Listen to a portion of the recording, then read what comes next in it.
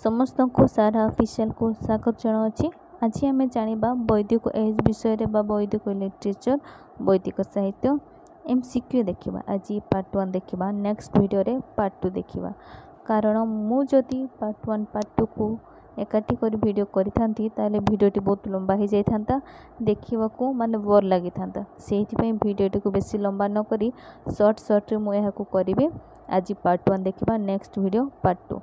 तो साहित्य तो समस्ते जानी पढ़ुं पढ़ुँ, तो डेरी न करी चलतु आज वीडियो को स्टार्ट करवा। वीडियोटी स्टार्ट करने पूर्व समस्त को जनईदेवा चाहिए, जदि वीडियो किसी भूल रही ताले कमेंट माध्यम जनातु, भूल को सुधारवाई निहाती चेष्टा करी। तो चलतु आज प्रथम प्रश्न स्टार्ट करवा। तो 1 नंबर कौन अच्छी ना, वेद शब्दटी क्यों शब्द रू आसी अछि? यार सठिक उत्तर संस्कृत शब्द विद्रो आसी अछि। 2 नंबर को जीवा, वेदर अर्थ कौन? वेदर अर्थ होछि कौन ना, ज्ञान।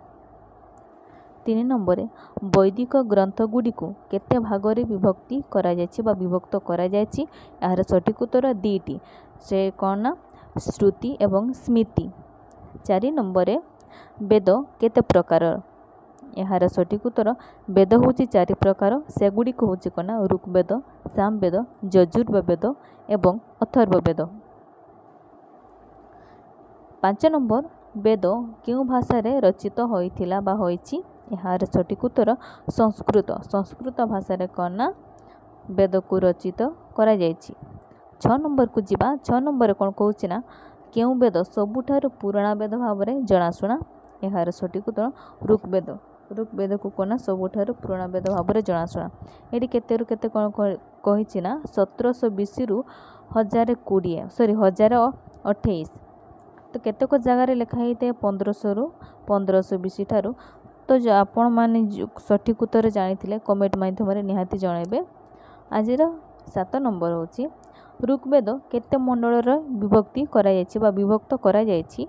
यार सठिक उत्तर 10टी मंडल रे। ऋग्वेदर क्यों मंडल रे गायत्री मंत्र उल्लेख करा जायछि बा लेखा जायछि? यार सठिक उत्तर 3य मंडल रे। 9 नंबर गायत्री मंत्र किए रचना करथिले?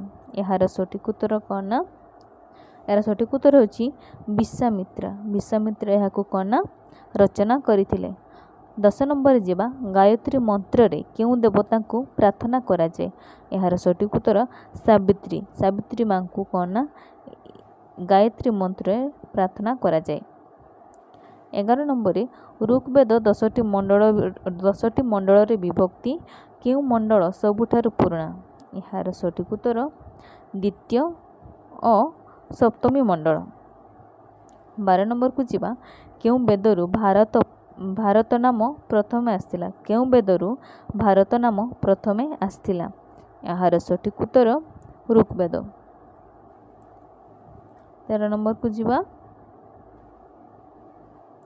13 नंबर कौन कहउछि ना, ऋग्वेद समय रे प्रथम देवता भाव रे क्यों ईश्वर को गुरुत्व दिया जाउथिला? यार सठिक उत्तर इंद्र। इंद्र भगवान को गुरुत्व दिया जाउथिला ऋग्वेद समय रे।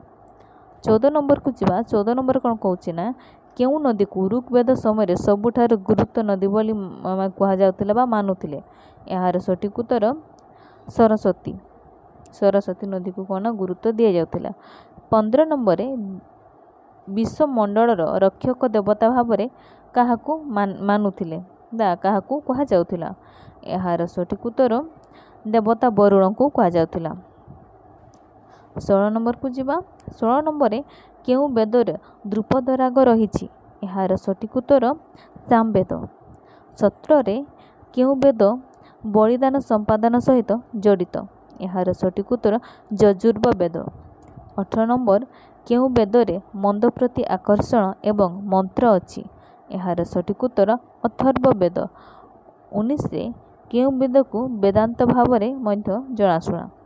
यार सठिक उत्तर उपनिषद। 20 नंबर को जीवा। 20 नंबर कौन कहउछि ना, क्यों प्राचीन ग्रंथ रे शिक्षा संबंधी प्रसंग रहिछि? यार सठिक उत्तर उपनिषद। तो आजिर वीडियो एतिकी थिला। आशा करी आपण मानकु वीडियोटी भल लागिथिबो।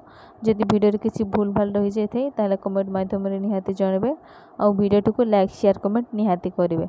तो आजिर वीडियो को मुझे शेष करुच्ची। धन्यवाद।